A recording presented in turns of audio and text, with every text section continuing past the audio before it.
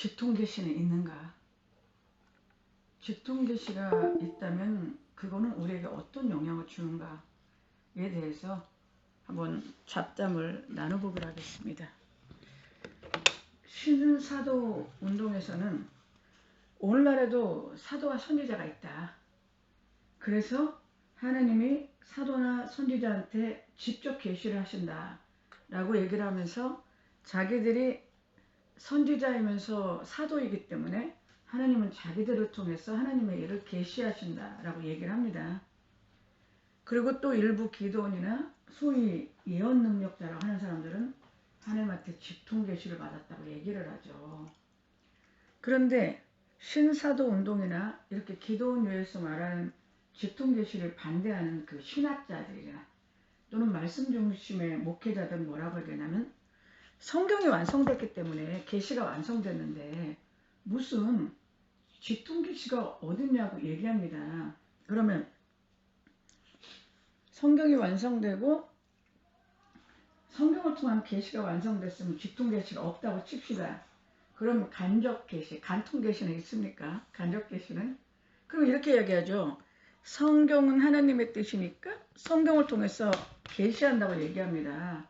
그러면 성경이 얼마나 많아요? 그걸 읽을 때마다 하나님이 다 계시랍니까? 성경에서 계시가 뭔가 느껴졌어. 하나님의 뜻이. 그건 역시 영으로 주는 계시죠. 이해가 되십니까? 무슨 말인지? 그러면 성경으로 계시가 완성됐다고 얘기하면 성령은 왜 존재하는 거죠? 이해가 되십니까? 무슨 말인지? 성령이 계시고 성령이 성도에게 역사할 때는 반드시 인간을 초월하는 어떤 현상이 벌어집니다. 그 무속에도 마찬가지예요. 왜? 인간에게 영이 임하면 초월적인 현상이 일어나는 거예요. 그게 영적 현상이죠. 다만 그 영적 현상이 성령에서부터 왔냐 악령에서부터 왔냐 그게 문제일 뿐이에요.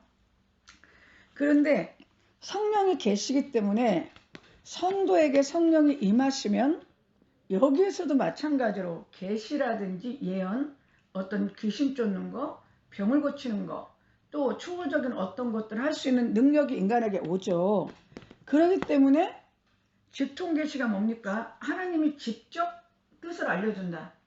간접 계시는 뭡니까? 뭔가를 통해서 하나님의 뜻을 알려준다. 모두가 다 하나님의 뜻, 하나님이 뭐예요? 영이잖아, 영. 하나님의 영인데 영의 뜻이 인간에게 알려지기 때문에 성령이 계신 이상은, 그리고 하나님의 천사들이 있는 이상은 직통 계시도 있을 수 있고 간접 계시도 있을 수 있다는 얘기예요. 성경이 있기 때문에 마감됐다. 그건 아주 너무 단순한 얘기지. 성경이 있으면 계시가 끝났다. 그럼 성령은 왜 있는 거죠? 성경이 있으면 끝나는데. 성령이 계시는데 아무 일도 안 하나요? 성령은? 그러면? 그렇다는 거죠. 그렇기 때문에 성령이 우리를 이끌어가는 모든 것이 계시예요. 그거를 직접 알아들을 수 있으면 직통 계시고, 그거를 그냥 내가 잘 알든 뭐든 나를 이끌어가는 게 간접 계시입니다. 그래서 바람이 위로 불면 어디 와서 어디로 가는지 모르지만 성령으로 난 자도 그다. 그 얘기가 그 얘기인데요. 문제는 직통 계시가 없다라고 주장할 게 아니라는 거죠. 왜? 영이 성령이 있어서 성령이 성도에게 이 모양 저 모양 직접도 할 수 있고 간접으로도 할 수 있기 때문에 계시는 존재하는데, 문제는 직통 계시든 간접 계시든 성령으로부터 주어지는 계시면 좋은데 이것이 성령으로 가장한 다른 영으로부터 주어졌을 때는 문제가 온다는 겁니다. 이해가 되십니까? 그런데 주로 언제 그럼 사단이 하나님인 양 속이면서 직통 계시 또는 간접 계시를 가장하냐면요, 인간의 간절한 기도, 그러니까 간절함에 그걸 역사한다는 거예요. 그러니까 간절하니까 하나님도 응답하는 경우가 있지만 간절하기 때문에 마귀가 속이는 경우도 있다는 거죠. 그런데 마귀가 속이는 직통 계시는요, 하나님에게 기도를 했기 때문에 마귀가 그거에 대해서 응답을 해줘도 그걸 하나님으로 알아요, 이 사람은. 그런데 문제는 뭐냐면 그 계시가, 마귀는요 두 가지입니다. 그 계시를 성령인 양 주고 믿게 해요, 그 사람을. 그런데 잘못된 계시를 믿게 해서 이루어지면 이 사람은 마귀의 종이 되어서 계속 마귀가 주는 어떤 예언적인 현상들을 쫓아가면서 잘못된 신앙으로 가죠. 그런데 또 하나는 이 마귀가 또 하나 방법은 뭐냐면 그거를 성령이 그냥 줘놓고 안 이루어져. 1년이든 2년이든 안 이루어지는데 이 사람은 그게 하나님으로 나고 생각하니까 계속 그것만 바라보고 하소를 하는 거예요. 그러니까 사람이 정상적인 이성적인 생각을 하는 것이 아니라 하나님이 저걸 날 준다 그랬어. 그러면은 모든 게 이제 거기에 초점이야. 그러니까 이미 저건 내 거야. 그러니까 저것이 딴 사람에게 가든지 딴 사람이 그것을 가지려고 하든지 딴 사람 것에 되는 것 같으면 견디지를 못하고 분명히 내가 성령한테 받았는데 저거는 내 건데 왜 이 사람들이 하나님의 일을 해방하나? 그래갖고 정신강박적으로 그 일에 대해서 반발하는 이상한 망상적인 행동이 나타난다는 겁니다. 종교 망상적 행동이. 그것이 바로 사단이 간절함을 통해서 직접 계시를 하든 또는 사람을 통해서 예언, 어떤 목회자나 어떤 지나가는 누군가를 통해서 간접으로 마치 그 사람의 간절함을 채워주는 듯한 어떤 얘기를 할 때는 이 사람은요, 그 간절한 것에 하나님이 응답했다고 생각하고 그 응답 왔다는 그 응답, 계시적인 것에 이제 묶여버려요. 묶여버려가지고 자기가 정상적인 인간의 삶을 못 살고 날마다 그 계시가 온 것이 이루어질까 거기에만 매달려갖고 자기 인생을 다 허비한다는 겁니다. 이해가 되십니까? 이해가 되세요?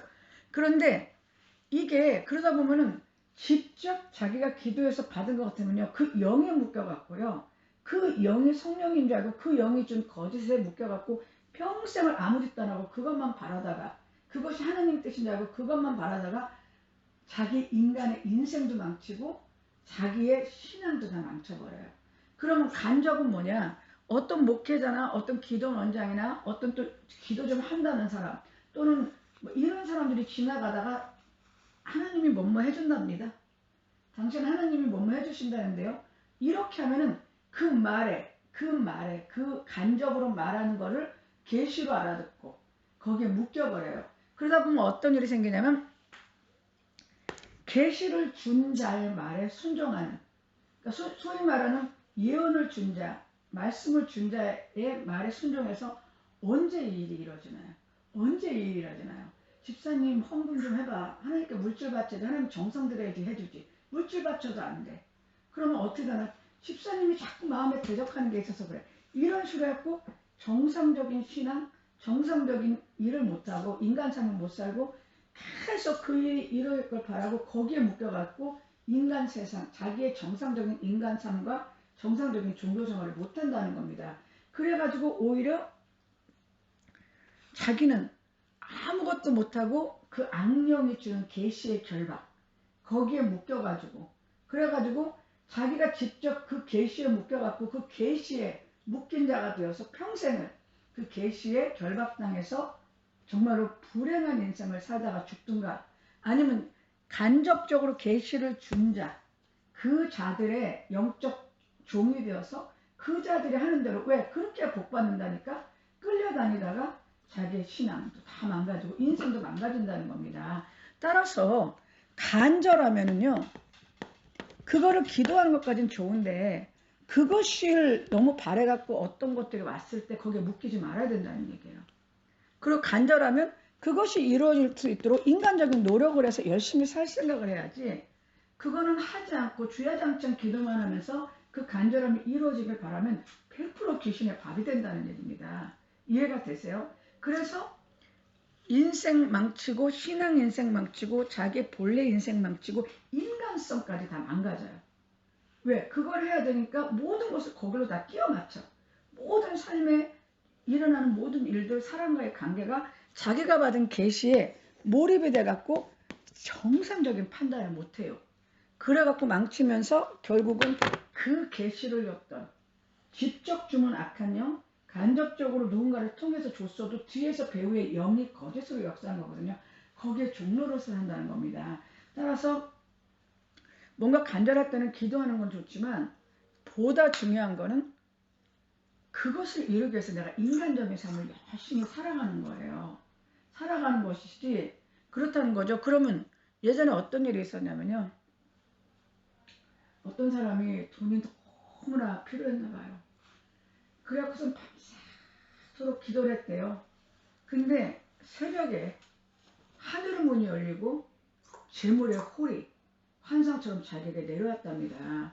그 사람은요. 두 가지 중에 하나입니다. 재물의 홀을 받았기 때문에 진짜 부자가 됐을 수도 있어요. 근데 하나님이 그 사람을 부자 되게 해달라고 하늘 문을 열고 홀을 주지는 않아요. 사단이 한 짓이죠. 그러면 그 사람은 하나님이 준 재물을 사단이 준 재물을 하나님인 양 알고 항상 그렇게 탐욕에 가득한 기도를 드릴 수밖에 없다는 거죠. 반대로 재물의 홀은 받았는데 사단이 그걸 안 열어줘. 그러면 언제 돈이 들어올까? 언제 돈이 들어올까? 성도가 오면 저 사람이 혹시 돈 갖고 온 거 아닌가? 저 사람이 혹시 뭐 집이라도 받지 않고 하나님이 나한테 빌딩 줄 거 아닌가?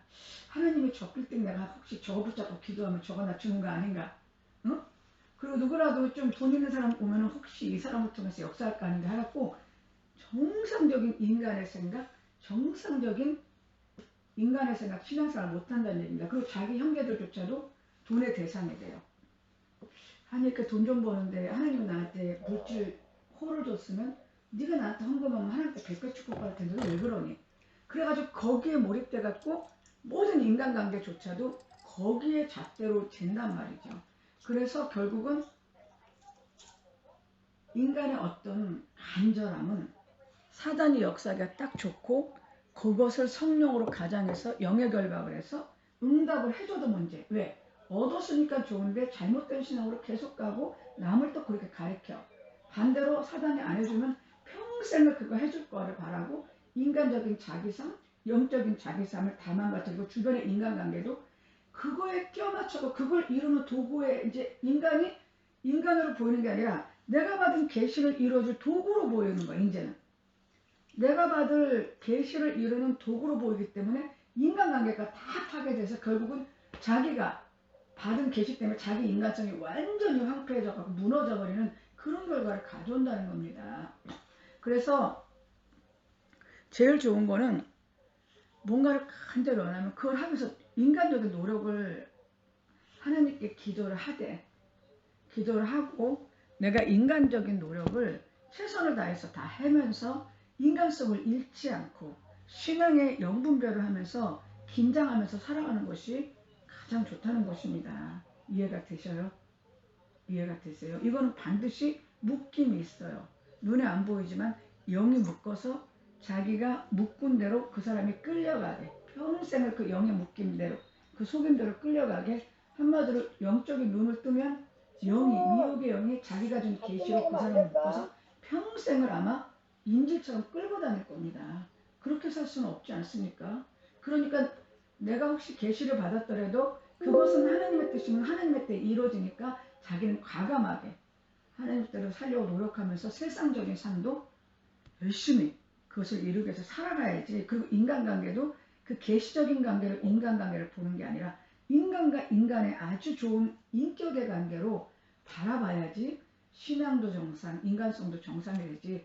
계시가 이루어질 걸 바라보면 신앙 다 망가지고 인간관계 망가지고 인격까지도 파괴되는 그것이 바로 사단이 원하는. 그래서 막 교회를 해짓고 또는 자기가 그거를 해야 되니까 사람을 조종하고 이루어지면 그 잘못된 가르침을 마치 하나님이 그냥 미혹을 퍼뜨리는 이런 짓들을 버리기 때문에 극도 조심해야 된다는 겁니다. 이해가 되십니까? 네? 공감이 되셔요? 네. 오늘은 이렇게 직통계시가 없냐? 있다.